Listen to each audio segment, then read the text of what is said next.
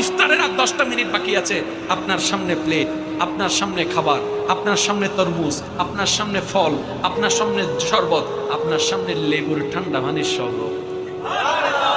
Glass থেকে যখন ঠান্ডা পানি গ্লাসে ঢালেন তখন দেখবেন কিছু কুয়াশার মতো পড়ে, যেটা তৃষ্ণা আরো বাড়াই দেয়, লোভ আরো বাড়াই দেয়। এবার ঘড়িতে সময় আছে, মনে করেন আর 4 মিনিট, আপনার সামনে ছোলা আছে, মুড়ি আছে, সিঙ্গারা আছে, সমোসা আছে, যাই যেটা খাই আর কি, ফল আছে, ফলাদি আছে, শরবত, তার ভিতর আছে লেবুর শরবত, আমের শরবত, ট্যাঙের শরবত, সব সামনে আছে, সময় আছে 4 মিনিট।